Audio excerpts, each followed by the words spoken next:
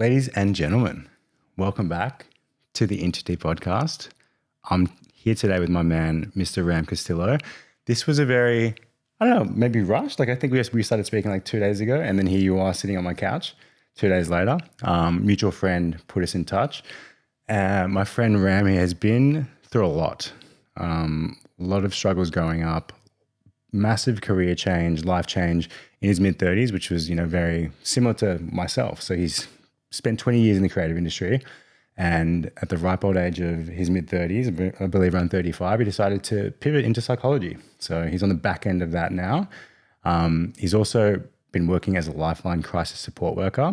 So we're going to delve a little bit deeper into that work and what it's been like for him. And mate, I'm very grateful you came on the show so quickly. It's literally been 2 days and here we are. Thanks, Geoff. I am very honoured to be invited to the show. So thank you for having me. Okay, well, mate, let's kick things off with maybe one of our deepest questions first. Who is Mr. Ram Castillo? I might answer this in a couple different ways that touches on a bit of identity and values, a bit of biography for context, and culturally, if that's okay. Let's do it. I'm in the middle of a pretty large and long reinvention. Essentially, I've been in the design industry for 20 years. I finished design college back in 2003, and I started my first job at Ogilvy, Singleton Ogilvy, it was called, and Mather back then. And somewhere along the way, after reaching a lot of my hopes and dreams, writing 2 books, speaking around the world, reaching that dream of being a design director and head of design in some companies, I realized that maybe that ladder of success was leaning against the wrong wall. And I found an emptiness in myself between 32 to 36. Some people might or maybe would relate to that. I'm turning 40 this year. Baby on the way as well. Congrats, man. Didn't know about that one. Yeah, Nice. Get that one from you. Yeah. It's fairly new. And I'm very excited about that chapter. I think the other thing worth mentioning about me, perhaps that might be relevant to the show, is that I firmly believe in the importance of respect and integrity. Actions speaking more than words is a big one for me. I believe that many things that we want in life has a price. There's a payoff or a trade-off. There's something about the idea of we can have it all, just not at the same time. So that transition is not just moving into psychology and having done Lifeline for 3 years, still am ongoing, just finished my bachelor's degree, starting my honours degree this year, and then 2 years of master's after that. But I'll also rewind and say that my story begins before me. I am Filipino immigrant, came here when I was 1, so turned 2 here in Sydney. And my dad was one of 11. My mum was one of 5. Dad, his father, my grandfather on his side, passed away when he was only 3. So my dad was only 3 years old. So he had to grow up fairly quickly, be a man of the house, so to speak, in many ways. And for both my mum and my dad, education was the way out, or to give them some chance of an opportunity. So he finished marine transportation and mechanical engineering, double degree in one of the top unis in Philippines. When we got here to Australia, those 2 degrees were not recognised. So he works at a factory earning less than 20K, raising 3 kids. I'm in the middle. Mum, on the other hand, as well, tough journey, but very tenacious. She finished secretary, tertiary teaching, and was in that world. And she did so while being very sick a lot of the time growing up. And for her, she essentially grew up with a father not around. So on my grandma's, my grandma on her side, she basically raised 5 kids on her own.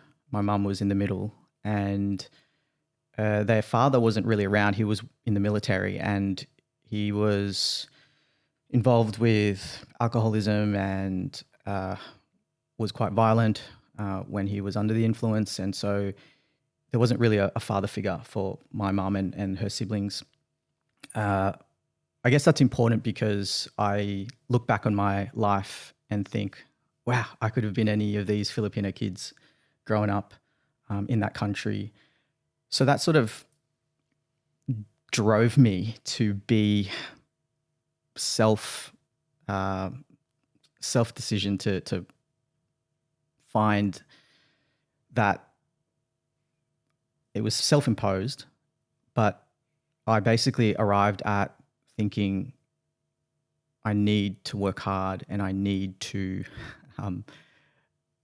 have this, I guess, operating system that is not wasting the opportunity. When I was 4, my mum, she was cooking spaghetti in a little apartment.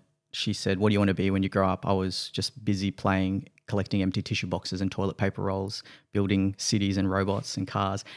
And she said, "Ram, what do you want to be when you grow up?" And I said, "I don't know, Mum, I just want to make stuff." She stopped and paused and said, "Whatever you want to be, whatever you want to do, make sure you dream big, dream bigger." And only now it's really hitting me that what she meant was to not limit yourself.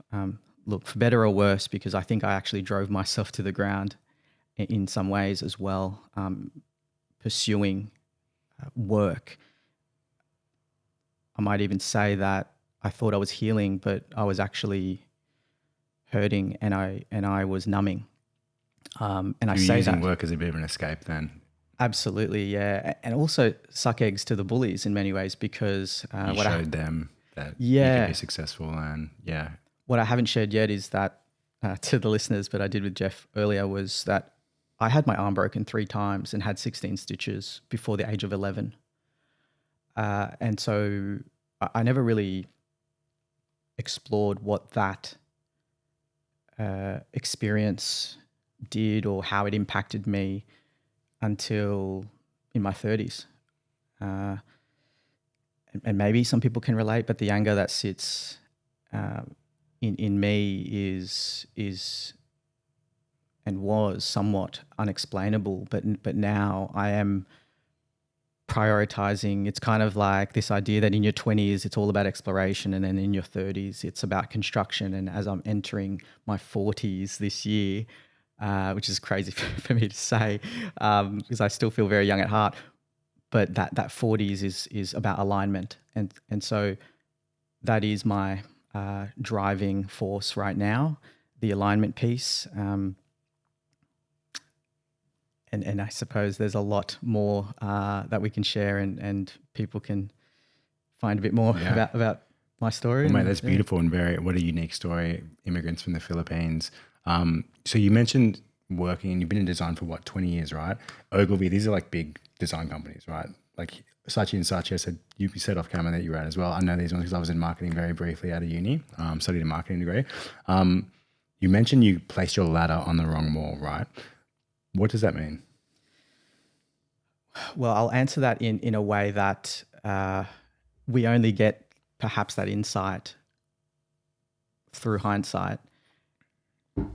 There's a quote that I love by Steve Goodyear, who once said, is an author, and it really hit me when I heard it for the first time. And he said that it is a mistake to think that moving fast is the same as actually going somewhere. And I mentioned briefly about this idea that in my mind, I thought I was doing a great job and I was excelling in this corporate world, so to speak, and hitting so many ambitions in my life that I had only dreamed about. Like when I was 4, when my mum was saying, dream big. And so I felt like I was given this permission to explore, which in some ways is so amazing and wonderful, that I wasn't boxed in. But in other ways, I used that world, a world that I could somewhat control. It was predictable. I study design, I get a job in somewhere somewhat reputable, and then you build a perception of importance. Because the irony is that when we work so hard and so late, and I was hospitalized twice for sheer burnout. Doctors had no idea what was going on. You're like a hospital, mate, after hearing your story. A lot of surgeries. Yeah. And work oh my gosh, hospital, second home in some ways, gosh, through the years. But yeah, the burnout has even taken me to hospital. When you're told to, because you're a design director or head of a design role, you're told to need to jump many hurdles, and it's almost a non-negotiable because you're the last in line. And so working weekends, I would catch the first train to the city growing up out west, and first train in the city, last train home. I was like, what time are those two, out of curiosity? Yeah, 5:30 in the morning, nice and early, and then come home sometimes midnight. Yeah, so your work was life, essentially. My work was life. And only now, speaking of the ladder potentially leaning against the wrong wall, only now I'm thinking, you think that they needed you, but they needed an outcome. What I actually am realizing is that maybe I needed them to feel significant. So I'm in this process of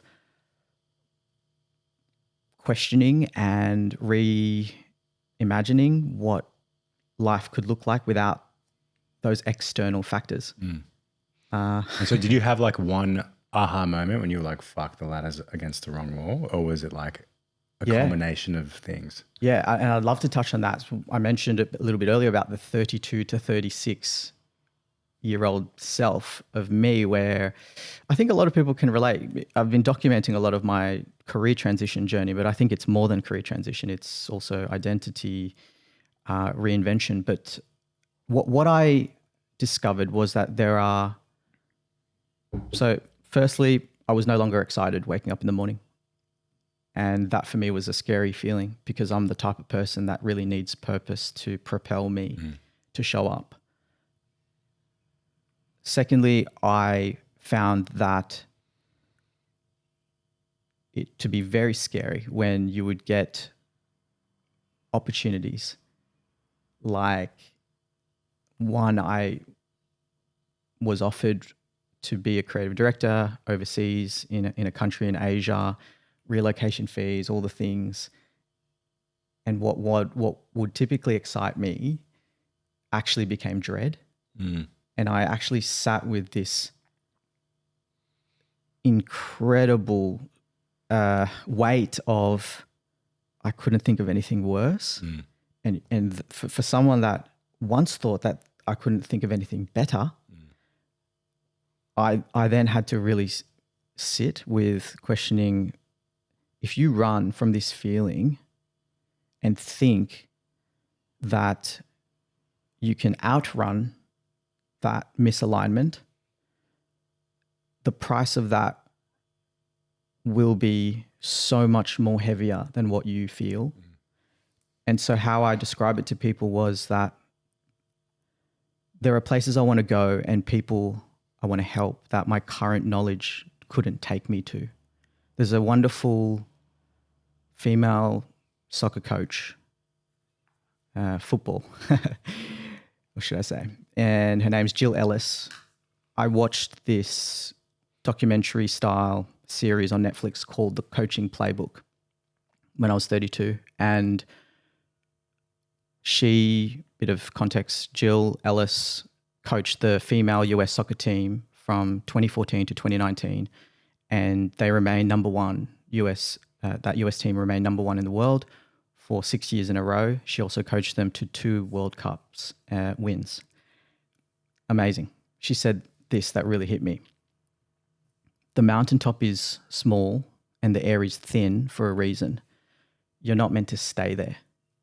It's rented space. Instead, enjoy the view for a moment, but you must climb down and climb again. And I realized I hadn't set myself any new goals. I had not set myself anything beyond those childhood dreams. I mean, how often would we? It didn't dawn on me how important it is to pursue something worthwhile.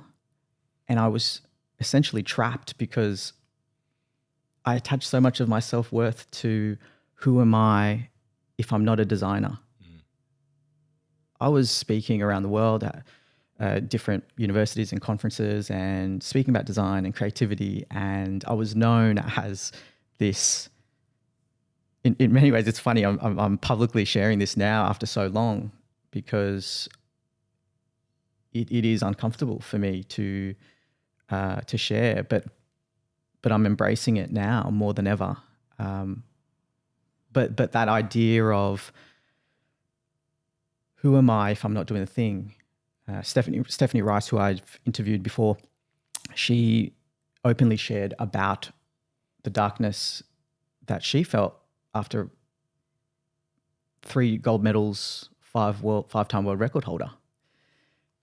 At 19 to 21 was the peak of her career, and then imagine retiring at 21 because of a shoulder surgery. She mentioned. You hear a lot of pro athletes going through this struggle, right? Like they peak, so to speak, in their 20s, whatever, 20s to early 30s, and then it's like, what next? Like, what's the next mountain? So it's the what's next. Yeah. Spot on, Geoff. So what was that like? Because that was a huge struggle for me. I was a personal trainer, and even now I'm going through a bit of a career transition. And for me to let myself no longer be, even though I'm still doing personal training, but to shift away from that identity was a huge struggle for me. I used to own a gym, and that was my identity. The gym was my identity for 7 years, and then I sold it, and then it was like, I felt like, I guess, a lot of pressure to quickly find something next. I started a new business, which didn't work out, and then when that failed, I was really like, holy shit, like what, like who am I now? So what was that like, and how did you get through that huge change? You were in 20 years doing this, right? Yeah. So that 4-year limbo, I actually didn't know what to do, but I think firstly there's multiple ways to navigate that. What came quite organically to me, which I feel very passionate about. My second book's called How to Get a Mentor. So I sought out my mentors and chatted with them, trusted advisors, family, friends, people that I guess are not adding to the noise of what I should do, because it's not a very logical thing to leave a stable income and established career. It's just not a logical thing, especially growing up lower to middle class for sure. It is difficult. So how did your parents handle this, if you don't mind me asking? Yeah. So I think that the main thing is that they aligned with and supported what was intrinsically important to me from day dot. That's not the case for everyone. But my experience navigating any transition is like there is going to be a price to pay, was in my mind, that one of the things that really helped was my wife. She noticed that I was losing my pizzazz, and one day she grabbed a piece of paper that was in front of me, and I was kind of slumped down, and she said, "Ram, give me that piece of paper." And she grabbed that piece of paper and she drew a stick figure, and she said, "This is you." She drew a circle around that figure and said, "This is Ram as a designer," she wrote. She drew another circle around that, said, "This is Ram as a podcaster and author and all the things." And she drew another circle around that, and she said, "This is Ram, soon to be a psychologist." And in that moment, I realized that I wasn't deleting my former self. I actually felt like I was betraying my identity because of what design gave me. It gave me a tool to experience the world in such a rich way. It gave me friendships and experiences, and it gave me stability and structure and financial means to travel and to live a beautiful life. Yeah. And I guess everything's a tool to the next stepping stone, right? Like what you've learned in design in the next 20 years, you can take to psychology, and that's going to be a huge, I guess, point of difference for you. Because how many psychologists can say they've done something like that, you know? Yeah, it's funny you say that. I caught up with a mentor who has been a psychologist in the UK for 50 plus years, a wise Gandalf in many ways. He said to me, Ram, don't you see what you have in your hand? And I said, what do I have in my hand? He goes, you've got 2 keys that can open 2 different doors that most people can't. And the only reason why I share that is because sometimes we need to be around other people,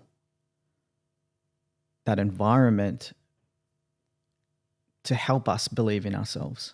If it wasn't for my first mentor who gave me that first job back in the day, it was a work experience. It's a really great story in terms of 15-year-old me, white pages at the time, literally pulled it out, got to letter W, went to my careers advisor and said, I can't find anyone to do work experience.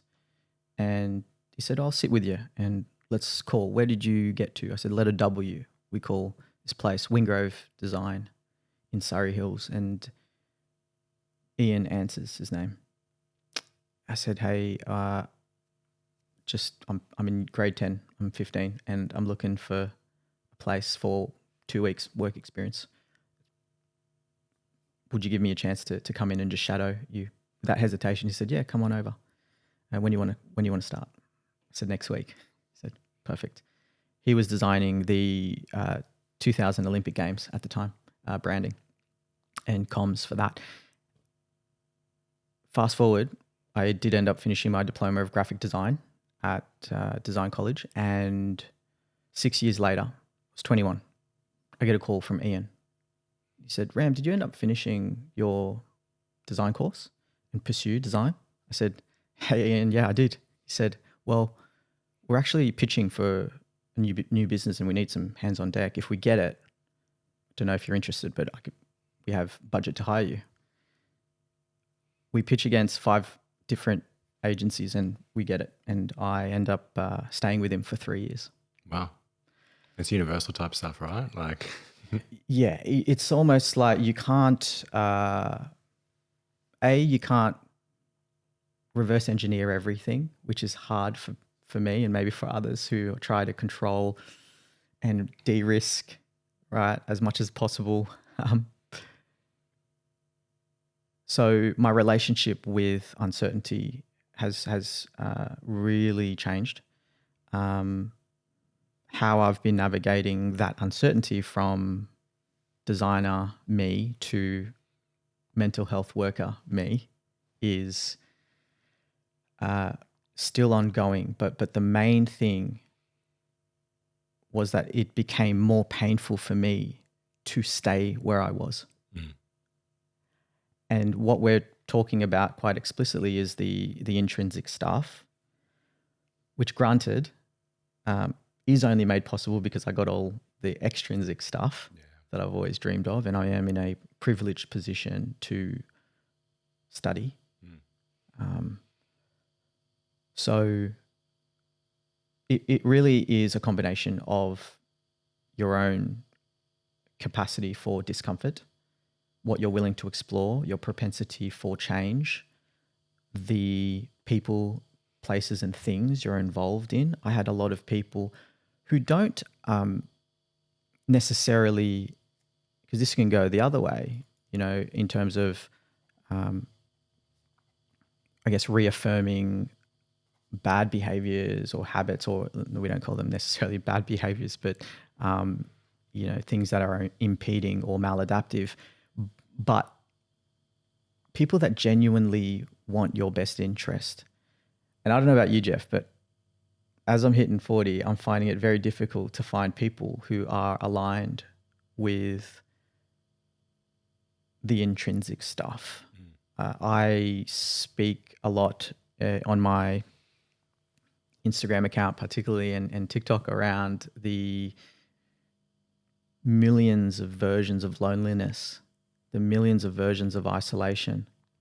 Having done Lifeline crisis support work, you hear how that baseline you once had, it is in many ways, lightly put, an eye-opener that I have been gifted. And so that also has changed my perspective. Yeah, I totally agree. And I think like as you get older, and especially when we're in Sydney, people start having kids, circles get smaller and people have less time, and that can be really hard for people to deal with. Yeah. I also want to know, Ram, is there any advice you'd give to anyone who might be sitting in a career with their ladder potentially up against the wrong wall right now, sitting there going, I'm not feeling it? What would your advice be to people feeling that at the moment? Look, the first thing that comes to mind is not necessarily a pragmatic one. I think people need to obviously take care of themselves and their family first. Cost of living crisis is a real thing. We live in Sydney, so we do. I always tell the story. It's like, someone might have a passion for collecting rocks, right? You can't just quit your day job and just start collecting rocks. Like maybe one day you can be the best rock collector in the world, and spot on, be handsomely paid for it. But yeah, and with respect to those circumstances, I think what is important is to attend to those needs financially, because that is a factor, and what works for you and your family. But I think the most important, or arguably what I can share, is bloody hell, it is a freedom that I have never felt. I have felt a peace and a freedom that I have never felt. Was psychology screaming at you, like very obviously, or was it a little whisper that you sort of followed? Yeah, and I don't want people to think that, it's not my experience. I don't know if that, it still could be. But my experience was that it was a vocation-like calling. And that was undeniable. And I just couldn't ignore it. I think there's a version of that in some people. And I say I think because a lot of people have written to me privately about how I've been able to do it, to take the leap. It is wild to think that, and I just finished, we're chatting now in February 2026, I just finished my bachelor degree of psychology in December 2025. I started in 2022. So it took a 3-year degree, it took me 3.5 years. How are we here, right? And I think there's the saying that actually, kudos to my wife again, shout out to her for this one. She goes, Ram, what's the problem? Why are you overthinking this? It's almost like you're paralyzed from this decision. Like indecision is a decision type of thinking. And I go, yeah, I know all that. I know, I know all that. And then she goes, well, what is it? And I said, at the time I was 36. I said, I've got to do 3 years of bachelor's. This is the pathway for those that aren't familiar for being registered as a psych, according to APRA. If you're studying full time, 3 years of bachelor's, a year of honours or GDPA, and then 2 years of master's. So 6 years. For me, it's going to take 7. I had a look at that degree and I was like, it's too long. It's so common. And it's so great that you and I are bringing this to the table. Because if you're 36 like me, or 30s or 40s or 50s even, I have studied with many in their 50s. In my case, 36 plus 7 years, which is how long it's going to take me based on my current trajectory. If the math's right, that's 43. So I said to my wife at the time, I'm going to be 43 when I'm a psychologist. And you know what she said? You're going to be 43 anyway. I love that. And I was just like floored by that. Like I was just, yeah, fine. That's an incredible way to look at it, right? Like, time's not slowing down, so you may as well be doing something that you enjoy. incredible insight Yeah. from her. And She's not a psychologist by any chance. she works in people and culture. So There you go. gosh, she helps people in many similar ways. So mate, tell me, you've been through a lot of stuff. I like to ask people, what's the hardest thing you've been through? You've given me a laundry list of tough stuff, like, severe bullying, huge identity shift, multiple surgeries. We're talking ankle surgery, spinal surgery.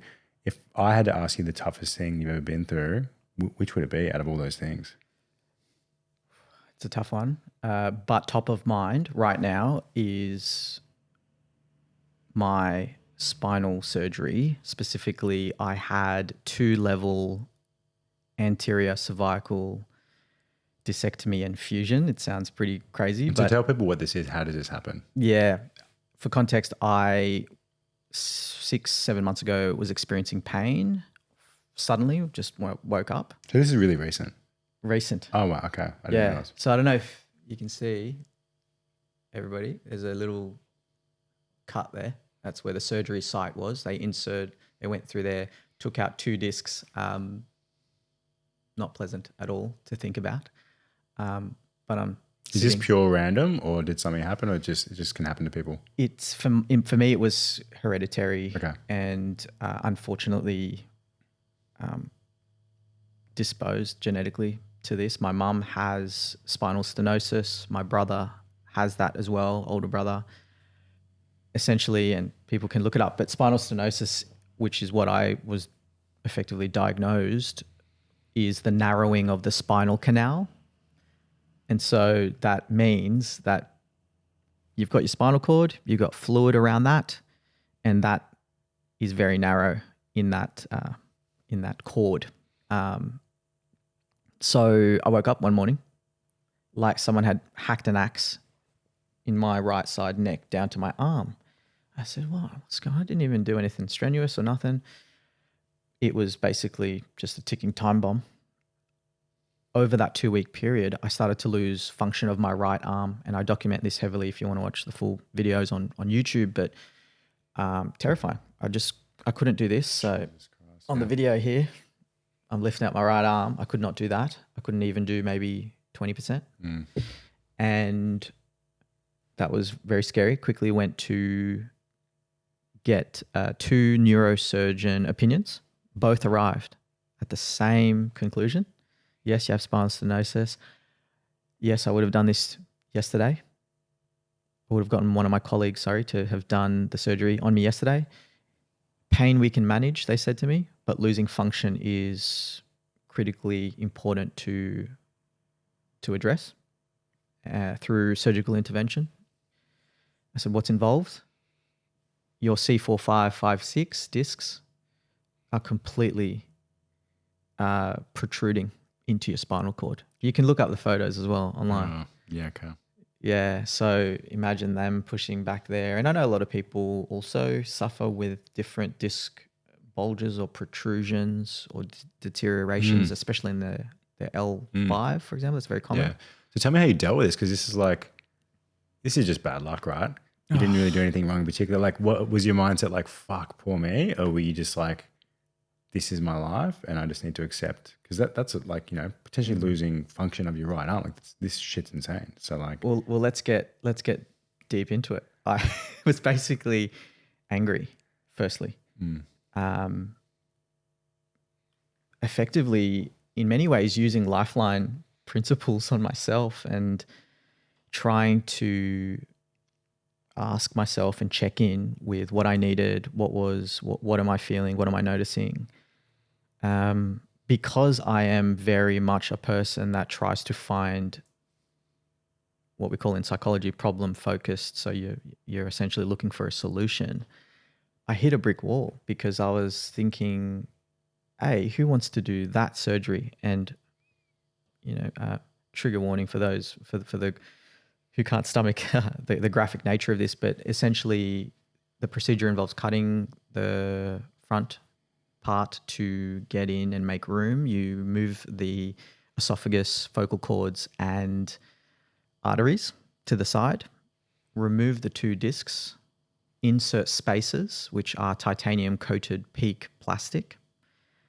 And so you back up and hope for the best. I was, of course, told by the surgeon that I ended up going with that ethically, that he has to convey the risks, some of which was vocal cord damage, chance of a stroke. These were all between 1% to 2% type of thing, but still you're going, I don't want any chance. No one wants to hear this, yeah. So a lot of fear, a lot of anger. But one thing I do want to share is a week out. So from feeling symptomatic to surgery was 6 weeks.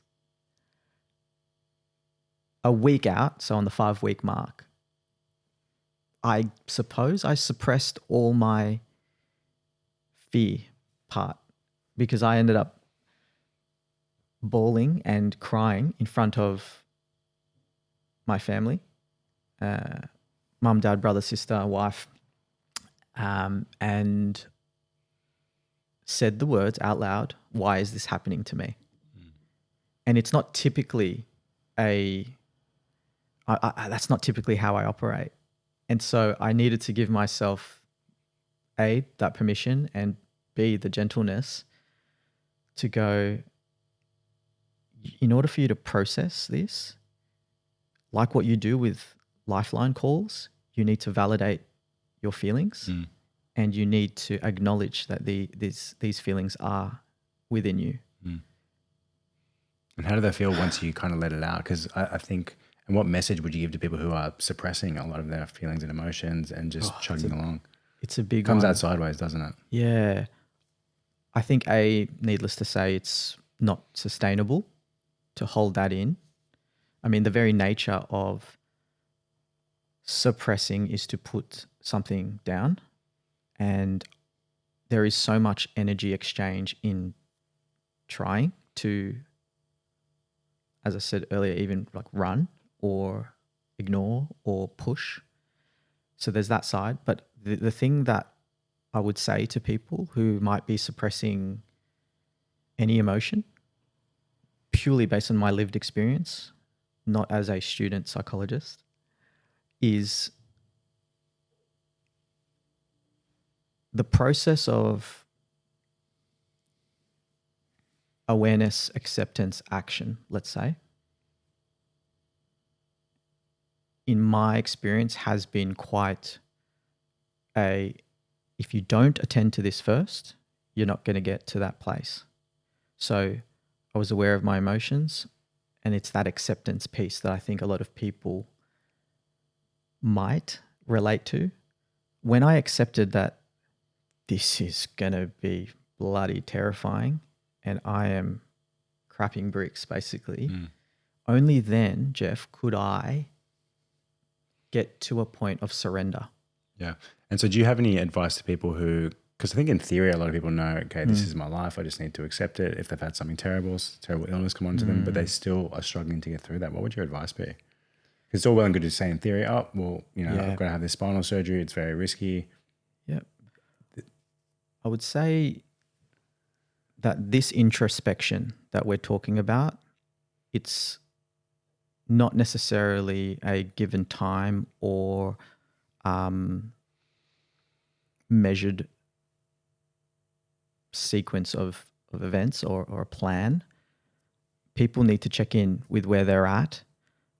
I personally needed to be in silence with myself and accept that this is not something I could control.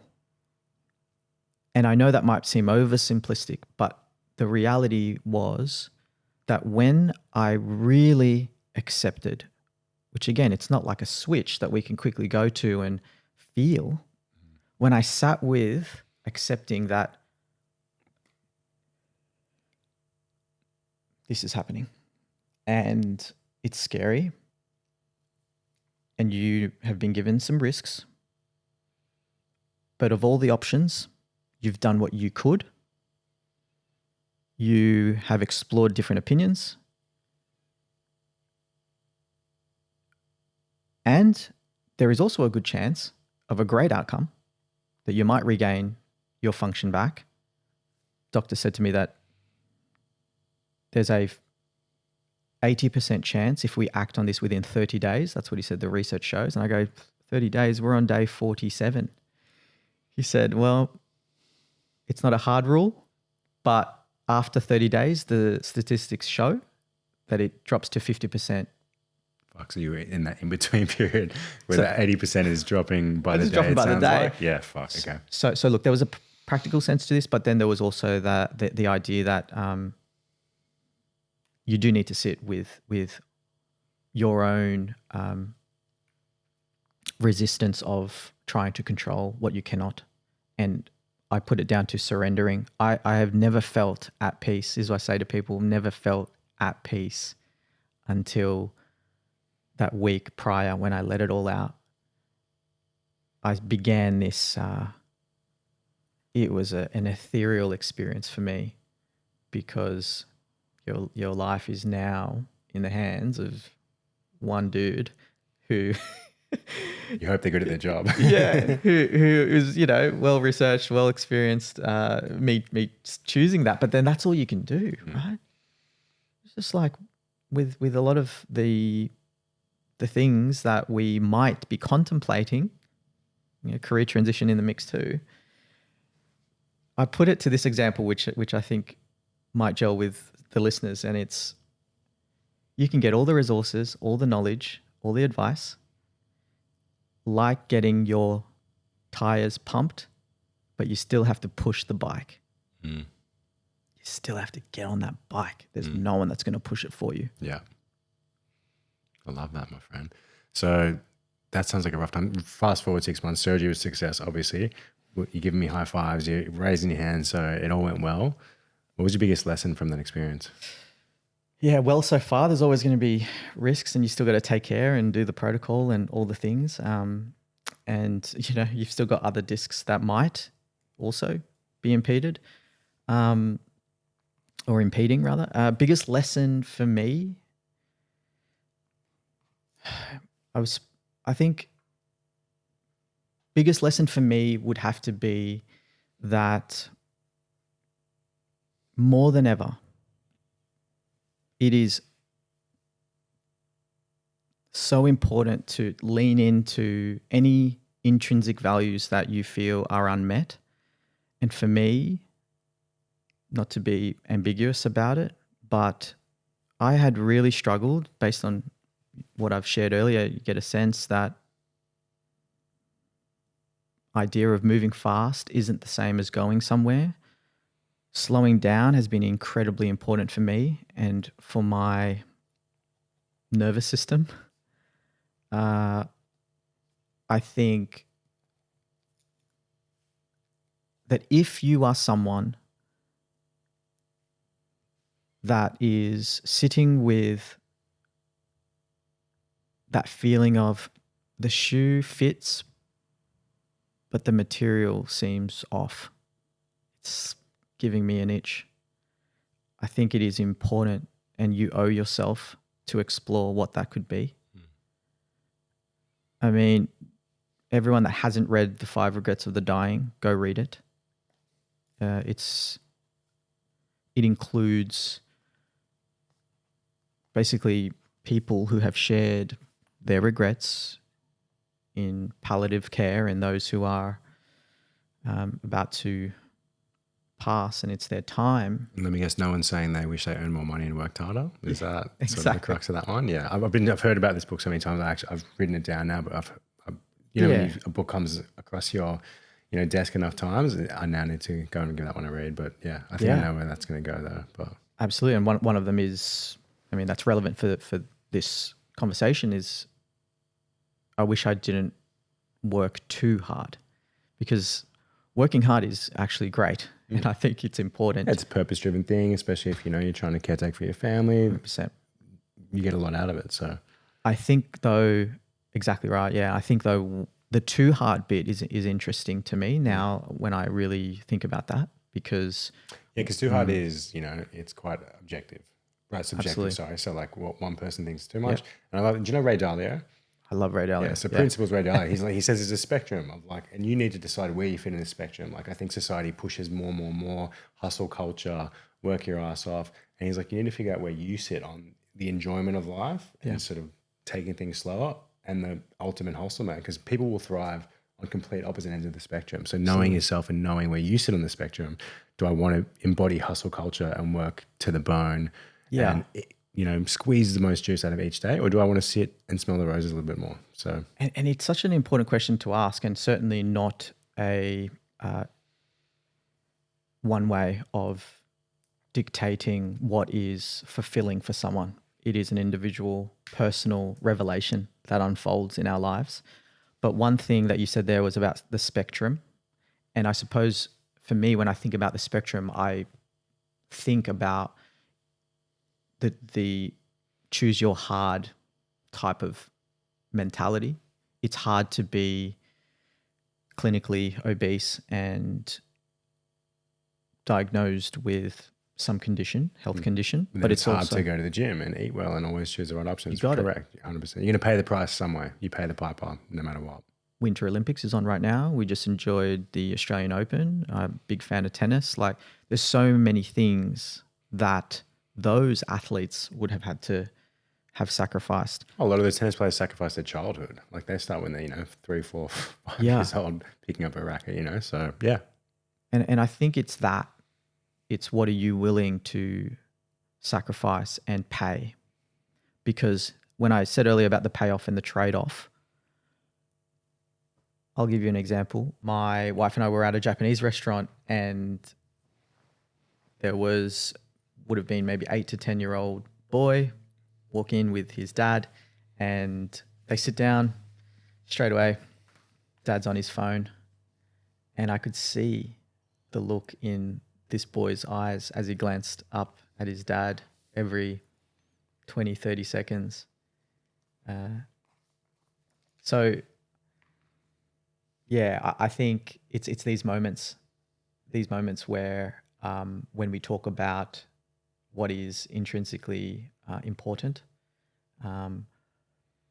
what has impacted us, how we might sit with discomfort, I think it has to be also role modeled.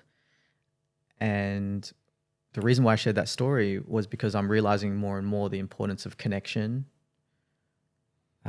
So many times we see people trying to correct when people actually need connection first and foremost.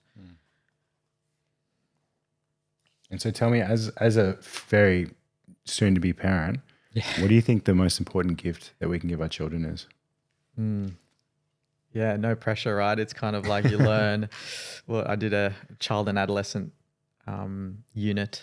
You learn about developmental psychology and social psych and all the things. It's crazy, man. And even like, you know, we study this as well. And like understanding attachment theory, like so much happens up to the age of 5. And like one of my daughters is 6. She sort of missed that. But there's a lot of pressure to try to get things right, you know, at those very young ages. Absolutely. It's kind of like when we hear a Michelin star chef eating 2-minute noodles when they get home, right? It's like, you know, it's easy to say in theory that we can cook up something based on our knowledge. But I think for me, I would love to be a parent that leads, and this is going to be easier said than done, but to lead with the kindness and the patience and the letting go of controlness. There's something in psychology called the circle of security. The circle of security, for those that want to Google it, is a beautiful diagram. Essentially, it's allowing the child to explore the world, and when they glance back at you, they know you're there. And so if there's one thing, future child watching this of mine or children one day perhaps, I would say that I hope you feel that I always had time for you.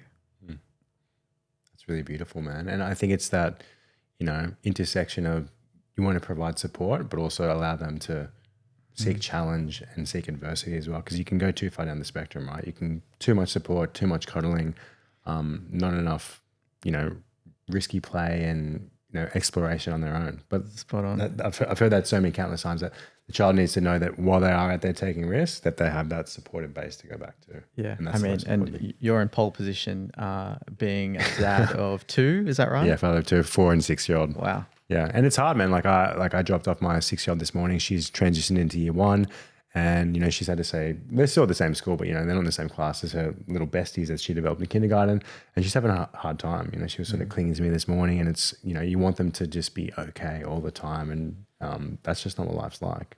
So yeah, it's definitely challenging at times. I'll need the manual from you. Yeah, no doubt. Hit me up. When are you due? June. Okay, mate. Yep. Plenty of I don't know if it's wisdom, but I can give you some words. I don't know if they're words of wisdom, but they are words. So tell me, Ram, as a man who sort of climbed this ladder in the creative industry, the corporate world for 20 years, what is now your definition of success look like? Definition of success for me now is how well I go to sleep at night. I say that because I've had very little, and I've had a lot, and I've had much in between, a variety of experiences, rich ones that I wouldn't trade for anything, even the challenging ones. And the reason why I say how I go to sleep at night is a definition of success is particularly because of the alignment piece. I know the weight and the cost of the misalignment of not being honest and true. And so there's that micro level of, did I treat people with kindness today? Was I honest? Was I respectful? Was I caring and compassionate? But then there's also I'll say it in this way. There's also the macro level of success that I'm now sitting with, which is more of an internal dialogue on the. Okay. Tell me, Ram, when was the last time you surprised yourself? Ooh, there's a few times actually. If I may, let's do it. Share a few. I'm surprised every time I do a Lifeline shift how I'm able to hold space for people. Challenging calls. What's your biggest takeaway for your time spent at Lifeline? Biggest takeaway for me and lesson learnt so far is that it's less about fixing people and more about witnessing people. You can't fix them anyway. It's their journey. It's not ours, is a big lesson that I've been taught. And that's not to be confused or misinterpreted as neglectful or disconnecting for the sake of self-preservation. It is simply that, for example, we get a lot of people who ask, mate, just tell me what to do. What's your advice? And we are actually trained to say in some way, shape or form that as much as that might feel helpful, it's actually removing your agency, your empowerment, your ability to find your way and take responsibility. There's nothing gained from someone telling you what to do. In some ways, it would be a disservice to people. And the other side of it is we actually don't have the full context of your life because of the one-off calls. But the biggest thing for me from Lifeline so far is it's not about fixing, it's about witnessing people. And that's hard because this is the extreme version, right? You're literally talking people down off a ledge. But again, there's no empowerment in just telling people what to do all the time. And I think in my early 20s, I definitely seek the approval of others a lot. I would second guess all my decisions. Like with business, I'd be like, would you like this logo? What do you think of this name? Blah, blah, blah. Like I would ask all my friends constantly. And like looking back on that, I was so insecure that I needed someone else to tell me what to do all the time. It wasn't until I got older and I was realizing I was doing it. I'm like, I need to like be able to man up and make these decisions myself, so to speak. And how hard is that, right? Like to... what we're talking about here is somewhat very nuanced in that a principle, for example, at Lifeline is to sit with feelings. I mean, how against our nature is it to not want to solve something right away? Especially as males, we are like fixers, we're problem solvers. Females, I think, can be a little bit more proficient at holding space for each other, right? Males are like, you know, I don't know if you're familiar with Men Are From Mars, Women Are From Venus. It's literally like the guy wants to fix it, the guy, here are the solutions, blah, blah. And the female just wants to be heard. They just want to, you know, hold space. So, and there are differences, gender-based or not, or, you know, identity variations or not. But even in that context, I don't know if listeners know this, but the statistic is close to 9 people take their life in Australia every day. But, you know, one other statistic is the prevalence of those that call, 75% are male, that do die by suicide. And so not to get caught up in statistics, essentially what I can share around why it's difficult and what I've learned from the calls is you get people who feel, male or female, that their problems or their version of what their crisis is, because crisis can look like different things for different people, is not worthy of being helped. They don't want to be a burden, right? Don't want to be a burden. Yeah, it's a common theme amongst people. And so why do you think these stats are so skewed towards predominantly males? Well, I think from my sample size of receiving calls, a lot of what I personally have experienced is that attitude of I should have this figured out. So people aren't even necessarily calling, and predominantly men who, even time and time again, I regularly get male callers who say, yeah, look, I don't even think my problem's worth talking about, but a mate of mine said that I can call even if I'm not wanting to take my life. That's an insight where someone is thinking that my problem has to be Suicidal ideation. To the point of that, an imminent risk, self-harm or suicide ideation, in order for me to call. Why is that? I mean, I can't speak on behalf of those individual experiences that people might be going through, but from someone listening on the other end, we reassure people that you can call us for any type of challenge or darkness that you might be experiencing. I mean, at the end of the day, can I ask you, and this is like, I get put on live. Do you think Lifeline are doing a good enough job marketing that we're a call for not just suicidal ideation? I mean, in some ways, yes, and in some ways, maybe not. You know, not to give an overly political answer, but there's always room for improvement in any service. But it's also very hard because, like, obviously there's resources. Like, how many people can be answering all these calls, right? That's right. So, like, you know, it's a very hard thing to manage from a systematic standpoint, I'd imagine. I mean, we're doing it now, spreading the word of, you know, spreading that knowledge and that information somehow. I think we're peppering it slowly. I think for those listening right now, whether it's themselves or others they care about, please give yourself permission to call, because if nothing else, you are stopping the pattern of rumination for that brief moment. And if that gets you through moment to moment, doing or acting on an idea that is harmful, what a gift we have in this country to have that service. Yeah.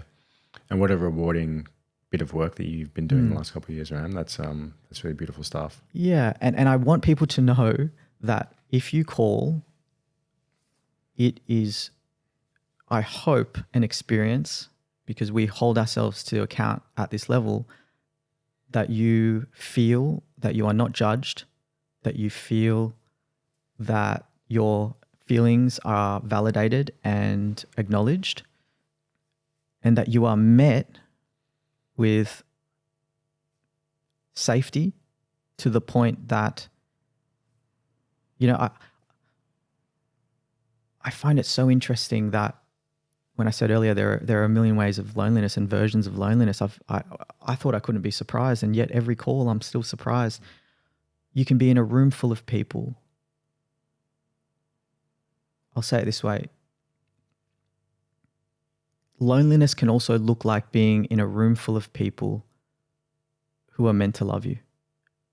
And the sad truth is, it is not about proximity. Although isolation, especially in rural Australia, is a real big thing that impacts loneliness or the experience of loneliness.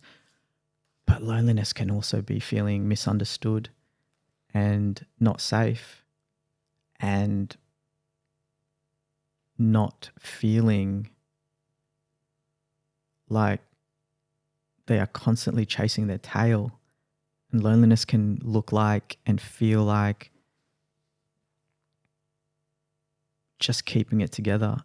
You know, I often use an example of, you might get someone, let's say, who is looking for their favorite black dress. It's not actually about the black dress. It's about feeling like there was one thing that I could control, and now I cannot even find that one thing. Or the caller that rings based on chronic pain. And I'm speaking generally because I am very sensitive to, not disclosing any identifiers. But let's say someone that calls with chronic pain, and after sitting in a 20, 25-minute call with them, at the end, I might say something like, what are you going to do for yourself after we finish this call?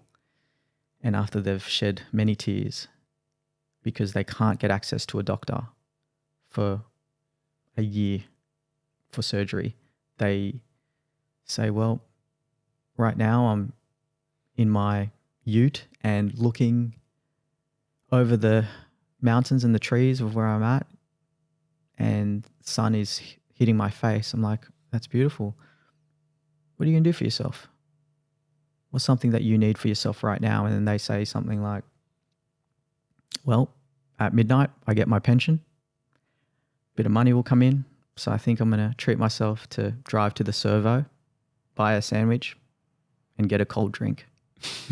There's the simple things, right? Absolutely love that, Ram. So we're going to pivot a little bit because we're just going to rapid fire to finish. I'm very aware of the time here. I want you to tell me something that you couldn't live without. Forgiveness. Forgiveness would be number one that comes to mind. Okay. I say that because I feel that both people that may have hurt us or done wrong to us and people that we might also hurt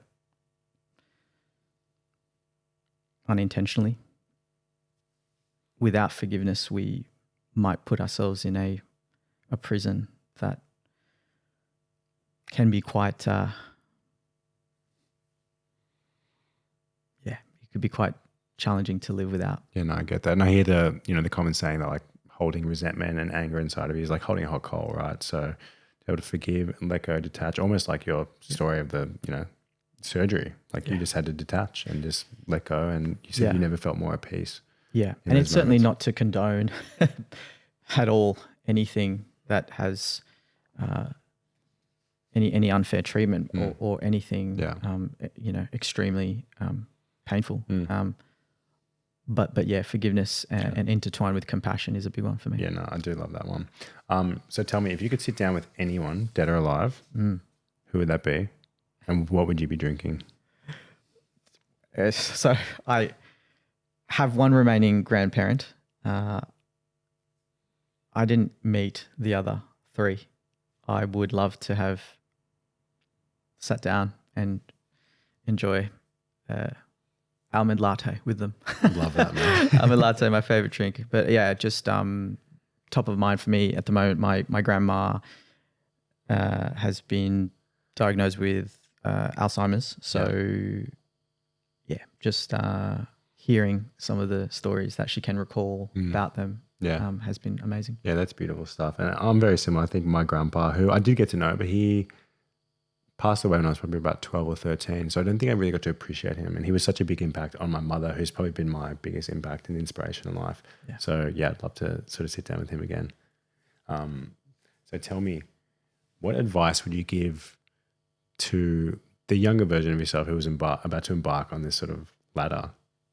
So through this corporate journey, what would you do? He was very driven by, success and, running away from his problems. And what advice would you give to yourself? Advice I would give to my younger self would be that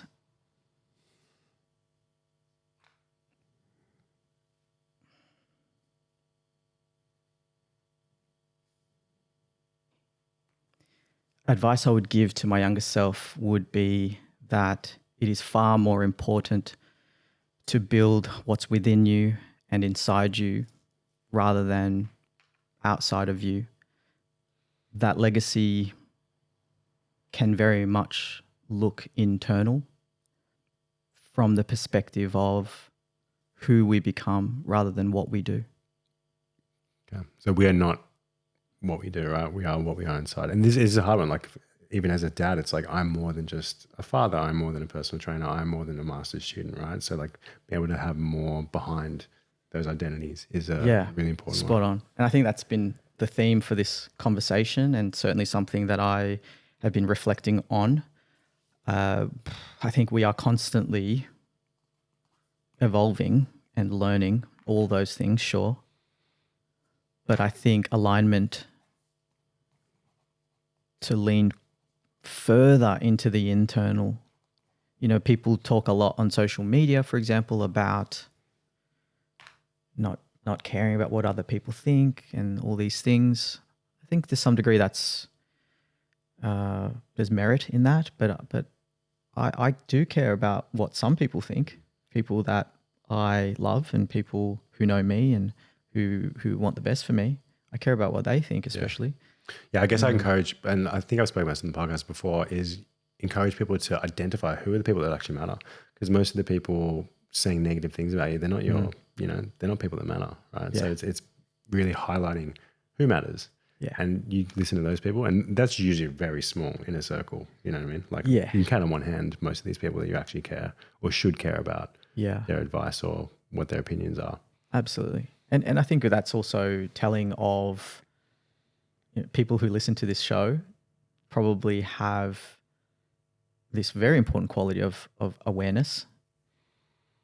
I mean, that's a tricky one. I think a lot of what we're talking about does require someone to have an appetite to want to change and to want to improve. Because like I said, there's a lot of people who don't also resonate with that version of the advice that I would give to my younger self. They might not want to build anything internally to that degree, but for those that do, I encourage you to explore. Yeah, explore the interior. And okay, final question. When I say what's the best piece of advice you've ever been given and who was it from, what comes to mind? First thing that comes to mind is from my Lifeline trainer. She said to me that it's a privilege to be let in, and also that it's not your journey, it's theirs. And I think that is so critical in this line of work for those that might be in mental health space, especially, or not even. Maybe you're supporting friends or family. It can be so heartbreaking not finding the solutions and the answers for people's pain and suffering. But just remember that it is a journey that they must go through. And like with some that I shared, I found something that just money can't buy, man. The surrendering to that allowed me the peace and the calm that I've been seeking for a long time. Yeah, and following your authenticity, I think that's a really beautiful way to end. So thank you so much, Ram. I've had such an amazing conversation with you. You have such a warm presence. I felt like the second you set foot in my house, it was just, I could just feel the warmth, and there was no pressure, just very relaxed. And I want you to tell the people, if they want to follow your journey, I know you do a lot of vlogging, you've been through a lot of stuff, you've got a lot of content already online. How can people check you out and follow your journey? Yeah, I'd say the main ones are Instagram, very active on there. Feel free to DM me. I get anywhere between 20 to 30 DMs a day, people sharing their story, people connecting and yeah, just wanting to say hello or chat. Very responsive on Instagram. TikTok, slowly I'm getting into that a little bit, but primarily Instagram and LinkedIn, they can connect with me there as well. Yeah. Absolutely amazing, man. And thank you so much to our loyal listeners.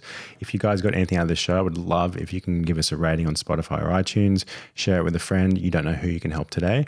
And it will also help us get more amazing guests like Ram on the show. And I look forward to chatting to you again, man. I'm going to love having you on again in the not too distant future. Amazing. Geoff, you did a great job. Thank you so much. Thanks, my friend. Peace out.